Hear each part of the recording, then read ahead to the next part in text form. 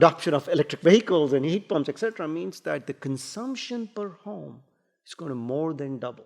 That same technology will even go into our EV chargers, because the future is where the EV chargers will become fully bidirectional. Absolutely, you need stationary battery. The EV battery doesn't replace the stationary battery for the simple reason that EV's primary goal is transportation. It's not guaranteed that the EV will be home when I have excess solar production.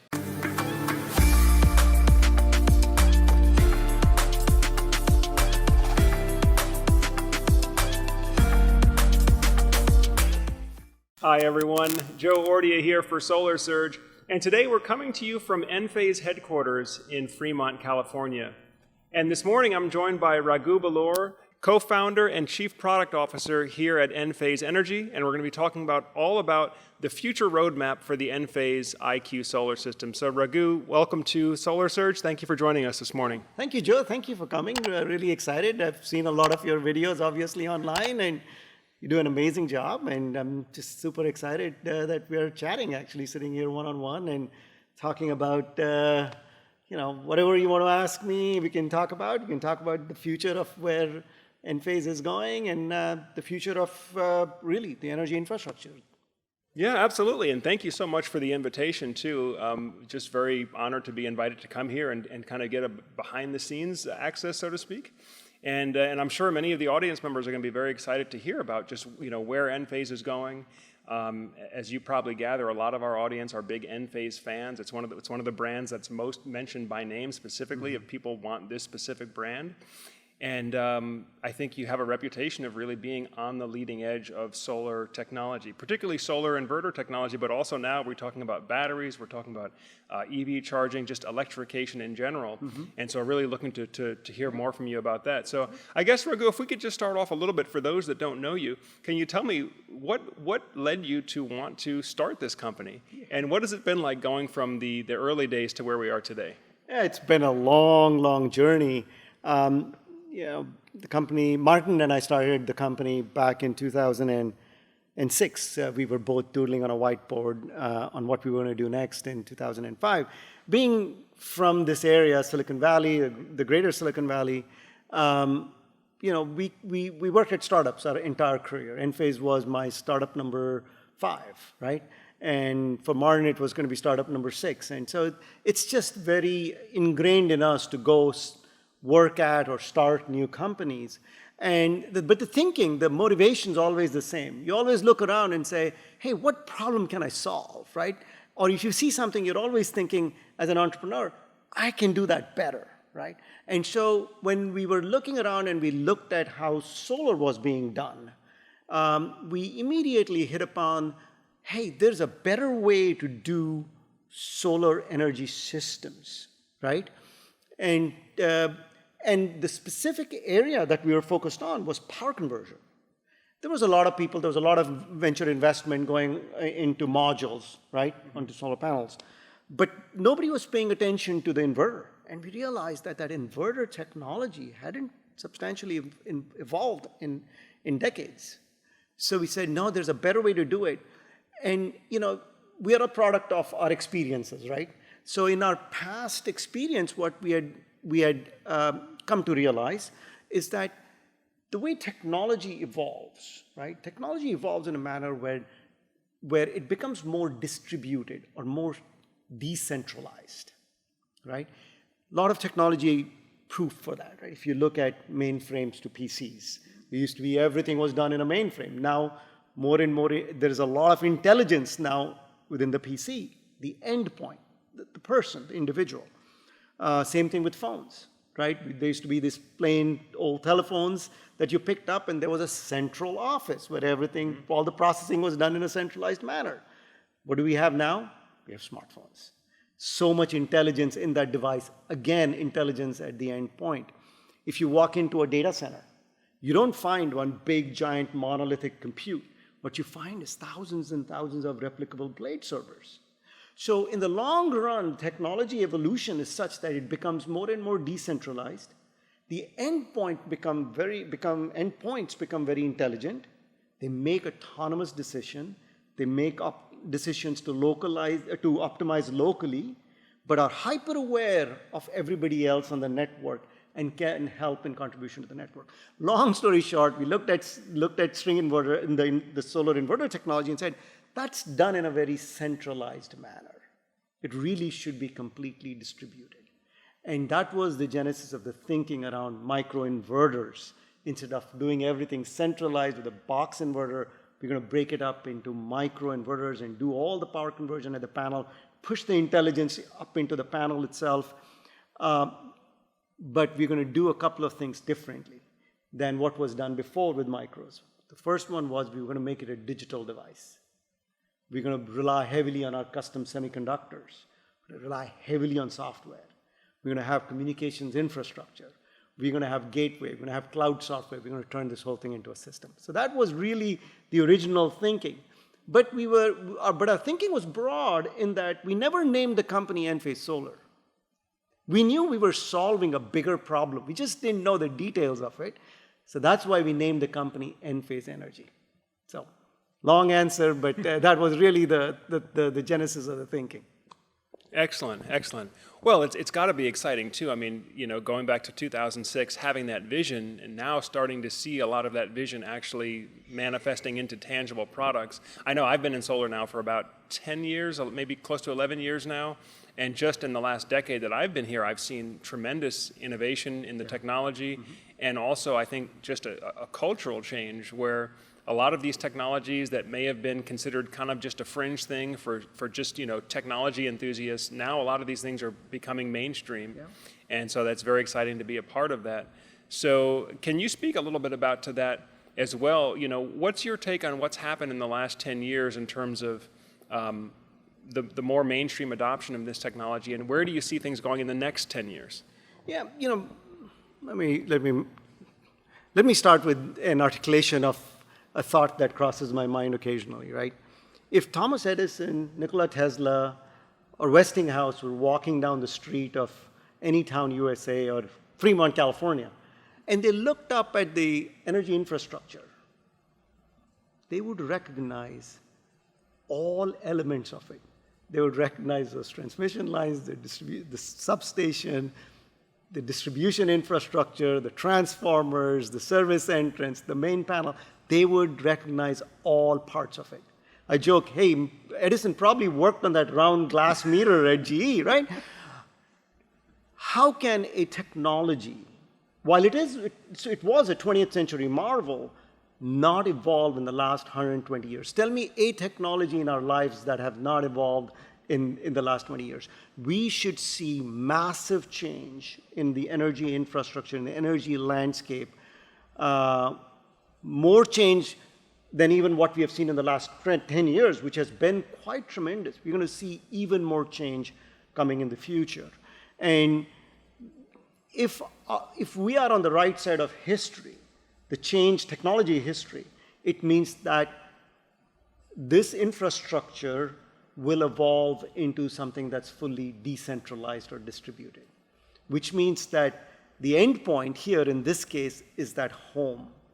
That home's going to become really much more intelligent. It's going to make autonomous decisions, and the homeowner is going to have unprecedented level of control and autonomy on their energy system, right? There are a number of things that are driving that change, and that change and moving the whole infrastructure from something that's centralized to decentralized to a distributed infrastructure, where the home is the unit of intelligence, is where Enphase really plays a major role.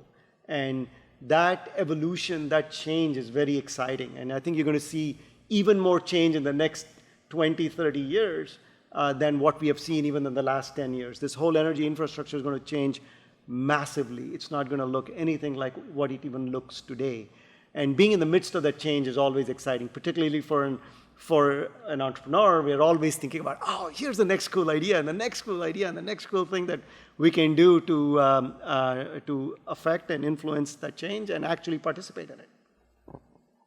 Yeah, no, it's very exciting. It's very exciting, and this is the thing that really drew me to solar was was that this was a technology that gave me more control over my life, particularly in my energy situation, but that's a big part of our lives. Our lives, modern lives, are very energy dependent. Yep.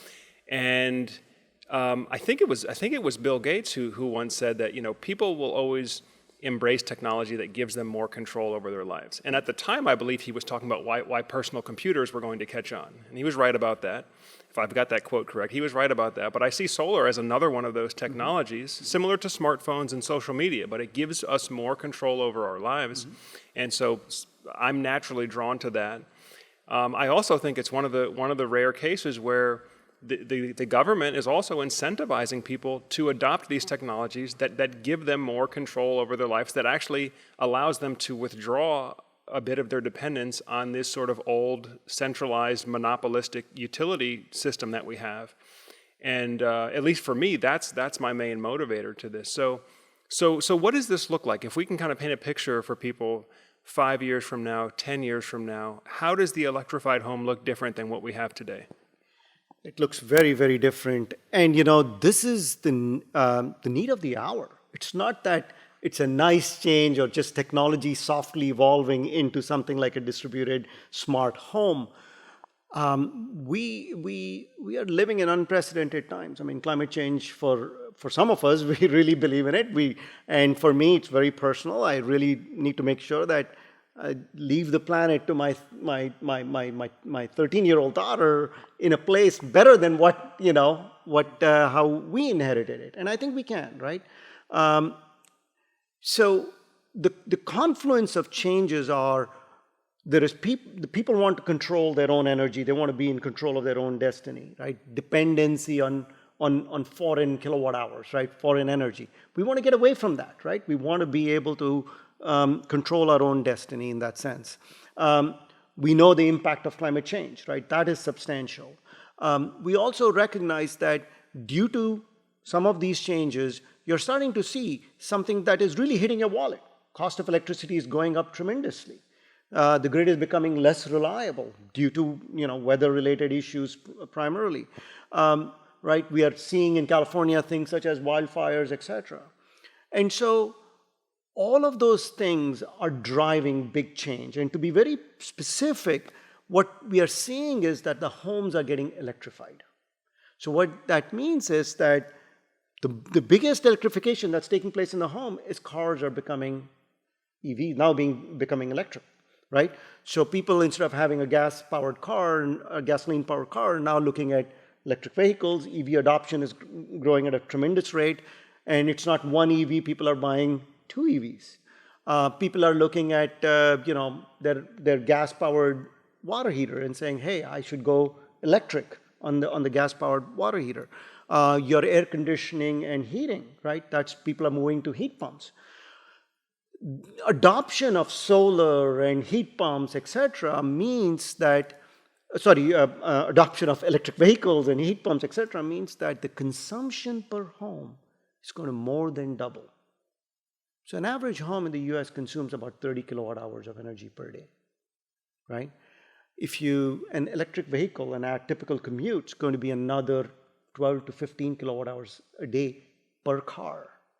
Right there, you've got another 25 to 30 kilowatt hours per day. Add a heat pump, that's another 10 to 12 kilowatt hours. You have more than doubled the energy demand. The second problem is that energy demand is not uniform through the day. It's very peaky, right? It may happen in the morning, then we all go to work, and kids, the ducker, right? You see it again, becomes very peaky in the evening, right? So how do you service this change? This change is massive. It's coming very quickly. How do you do it? If you go back and think about first principles, you can go out there and rip out their entire distribution infrastructure. It's going to cost, trillions of dollars to do. It's going to be very disruptive. It's really not practical. If you really think about it, renewables, solar, batteries, load management are really the only way to achieve that. If I can produce my own energy, if I can store my energy to use it at the appropriate time, if I'm smart about how my car charges, I can really solve that big, significant problem that we were talking about. and that evolution into this energy system. Now it's not just, hey, I put solar on my roof, I got solar, I got batteries, I got EVs. I need to be smart about when I charge my EV. I need to be smart about when I run my air conditioner, heater, etc. Requires a very sophisticated software system in order to federate power flow on an instantaneous basis and an ongoing basis in order to deliver whatever the homeowner chooses, right? This is about homeowner choice. The homeowner may choose pure economics. Give me the best economics possible. I'll make certain decisions based on the best economics for the homeowner. Another homeowner may choose, I'm willing to compromise a little bit on my economics, but I want to be completely carbon neutral, right? That means I never want to charge, and as an example, never want to charge my car from the grid because I don't believe the grid is green. Whereas I want to use my own solar and either directly to charge my car or use my solar from my battery to charge my car. So all of those things are possible with a really sophisticated home energy management system that takes all of these disparate elements, your solar, your batteries, your EVs, your heat pumps, and also manage the grid, because there may be times when it may make sense for me to buy from the grid. Sure. There may be other times when it may make sense for me to export to the grid, right?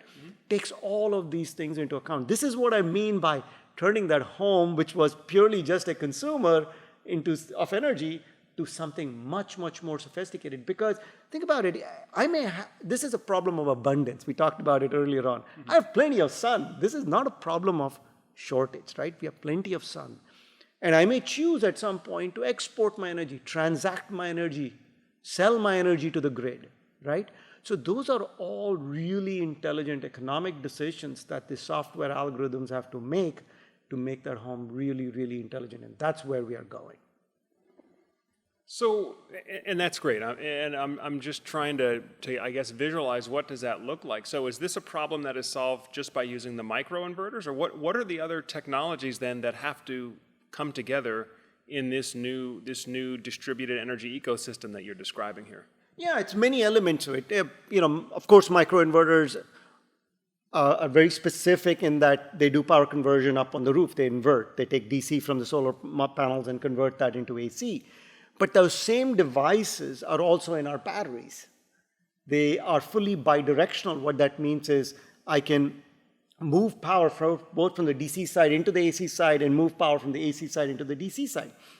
That same microinverter. So I put those same microinverters inside our lithium-ion batteries. What that allows us to do is intelligently discharge the battery when needed, intelligently charge the battery when needed. That same technology will even go into our EV chargers, because the future is where the EV chargers will become fully bidirectional.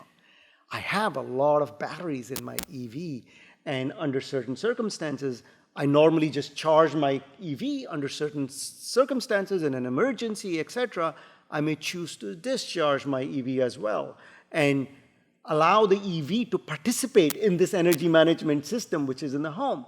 So you can see how the home and the energy management has to become that much more sophisticated in order to federate all of this power flow. So Enphase, we got our start doing microinverters for the roof.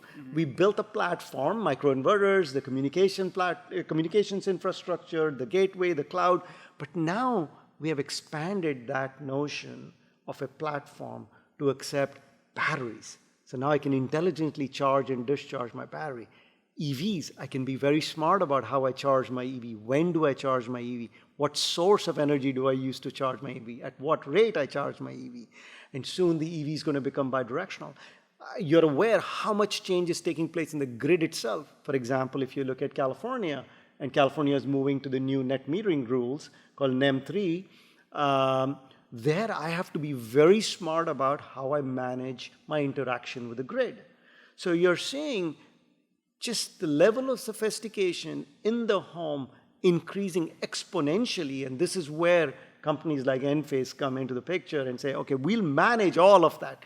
We'll generate solar energy, we'll store appropriately in your batteries, we'll discharge your EV appropriately, we'll manage the transaction with the grid appropriately.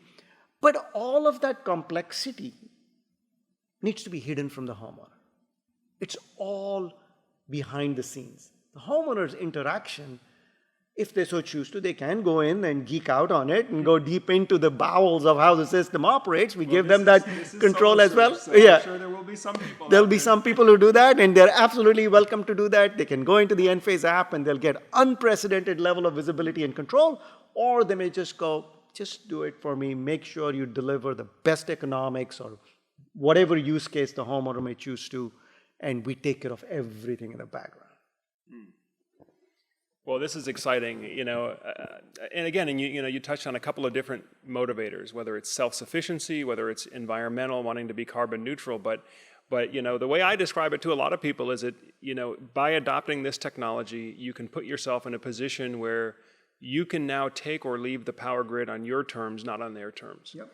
And in many cases, the utility grid can become sort of just a last resort option only, where using your own solar, your own battery, which now could potentially in the future be your EV battery, which you also have.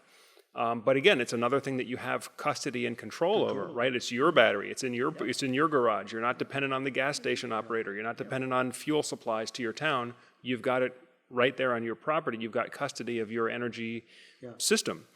And that's what's so exciting, for somebody like me. Now, I know that the bidirectional EV charger technology is still sort of in its infancy.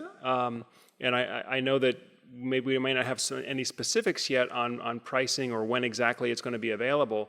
But for those out there that are particularly interested in bidirectional electric vehicles, particularly those, maybe they're considering, well, do I invest in a stationary home battery today, maybe the 10T, the 5P, or do I just wait for a bidirectional electric vehicle setup? What would you say to that person now?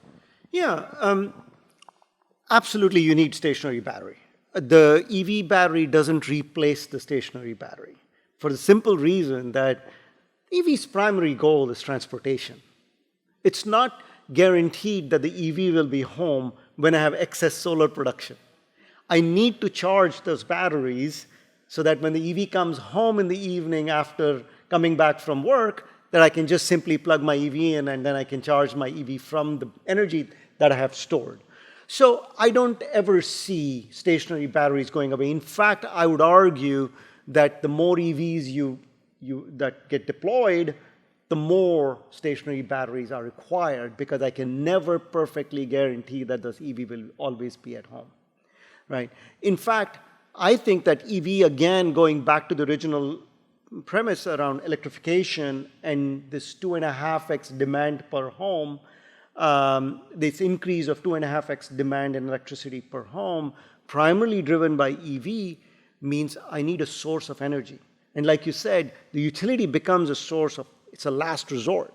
I want to be in control of everything that I do, which means I have my own solar system. And every time I buy for every EV I purchase, I actually increase my solar system a little bit because I need that much more energy. I need another 10 kilowatt hours or 12 kilowatt hours per day. And those 12 kilowatt hours need to be stored somewhere because I can't guarantee the EV will be there. So I buy an EV, I increase my solar a little bit, I add a 10 kilowatt hour battery or a 12 kilowatt hour battery or 15 kilowatt hour battery, and I can charge my EV. So I think they're all complementary. They all work together. EV has that extra kilowatt hours, and in an emergency now I can ride through long-term emergencies because between the stationary batteries that I have and the EVs that I have plenty of energy.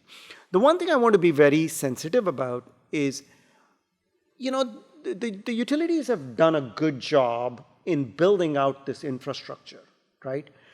Our success, our industry's success, solar industry's success is not dependent on them not succeeding. They also have to succeed. But the big thing is that they have to change.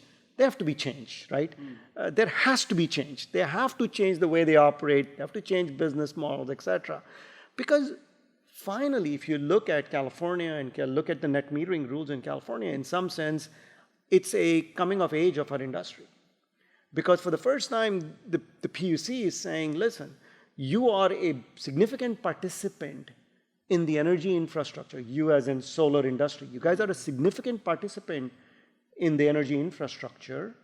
And so when you export energy into the grid as an example, if you do it in the middle of the day, when there is a lot of kilowatt hours. I just don't value those kilowatt hours as much as I do it if you were to export it when there's a lot of demand and the grid is stressed.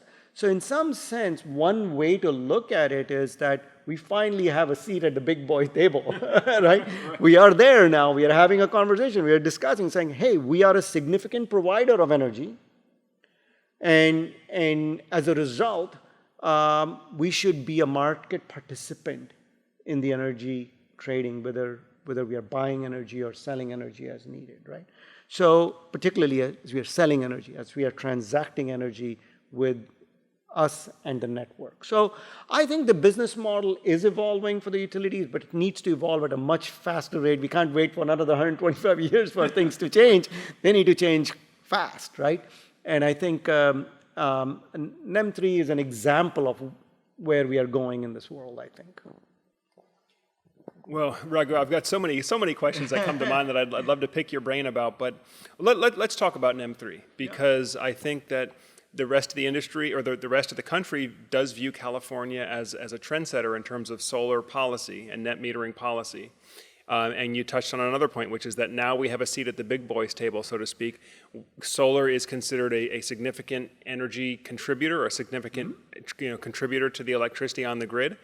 With that is coming equal treatment, meaning that when we export electricity to the grid, now we're only going to be paid the wholesale rate, which is what nuclear power plants are paid the wholesale rate when they export to the grid. They're not being paid this artificially inflated retail price that the utilities were forced to pay for net metering. So, and I don't want to get into a political argument about what's right or wrong about that. I'm more of a free market guy, so philosophically I'm not opposed to NEM3. I think it makes sense as the industry matures and we become a real big boy energy provider. So what does that mean then for those that want to be self-sufficient, both, in terms of physically becoming self-sufficient with their energy, but also in terms of becoming economically, financially self-sufficient? What does that mean in terms of how solar needs to be deployed in the future if what just happened here in California with NEM3, if that becomes the standard throughout the country? I think you absolutely should expect that this will become the standard throughout the country over time. California has always been a leader in these things, and some of these decisions are hard. And I've been on the road now. I've met 750, 800 people here in California, installers, partners in California, and my message has been, yes, it's a little bit painful right now. Every time there is change, it's a little painful. However, this is exactly how we want it to be in the long run. We are no longer, beholden to them because they were giving us a big incentive in the middle of the day. We are going to be paid wholesale rate if you export energy into the grid in the middle of the day. When there is significant amount of stress on the grid, because there's a lot of load on the grid, it's in the middle of summer, air conditioning loads coming on, the demand on the grid shoots up a lot, I should be compensated if I can help the grid out. I should be rewarded handsomely if I can either reduce the kilowatt hours I consume, or not only do I reduce my kilowatt hours I consume, I in fact export energy into the grid so that you can then utilize that energy to alleviate the stress on the grid, right? The beauty of all of this is the industry is ready. We have the technology to manage this exactly, and that's called batteries, right? So in the middle of the day, when I don't get paid a lot to export, when I no longer can use the grid as a battery, what do? I have the technology. I have my own batteries, and I store my energy in the middle of the day. And then later on in the evening, particularly in a time of use environment, as an example, where if you look at SDG&E territory, San Diego Gas and Electric, you get charged 82 cents a kilowatt hour. It's insane rate, right? What is the grid telling you? It's signaling. By the way, I am a total free market proponent myself. I think that's right. They're charging you 82 cents per kilowatt hour because the demand is very high. It's simple. It's a question of supply and demand, right? Demand is high. They're charging you very much. How do you deal with that? How do you counter that? You go, I don't need to buy from you. I have a cheaper source of energy. I just stored all my battery. I must just charge up my batteries in the middle of the day. I have plenty of sun. Nobody can argue about sun not being there in San Diego. There's plenty of sun in San Diego. I charge up my batteries in the middle of the day, and now I'm using those kilowatt hours during the high rate. And the carrot, that's the stick. The carrot to it is I have all this excess energy. I can take care of my needs and I have energy left over, and I know my battery is going to recharge the next day because the sun's going to come out. I can forecast all of that. I can forecast my consumption. I can do all of those things. This is where the intelligence of that energy management system comes in, and I can say, listen, take that excess energy that I have. Let's support the grid. Let's give it to the grid as long as we get paid appropriately for it. And you do. In September, under NEM 3, you can get paid as much as $2.68 a kilowatt hour if you export energy into the grid. It's fantastic. This is what free market does. Supply and demand, and if you have a very intelligent system, you can really, it results in very healthy economics. So as the world moves towards this notion of market-based pricing of the grid and how we as an industry, our industry reacts to it, I think we have the technology. The technology is called a battery. Soon EVs, right? I could then, in the middle of the day, if the EV is at home, I can charge up my EV as well. Why? Those electrons are very inexpensive electrons, right? Potentially discharge the EV and support my home in the middle, in late evening when I have to, rather than pay 82 cents per kilowatt hour. I can do all of those things, and all of that technology is available. I could do some load. I mean, I need to be intelligent about how I manage my consumption as well. I don't need to be, running heavy non-essential loads at 5 p.m. in September because it's not the smart thing to do, right?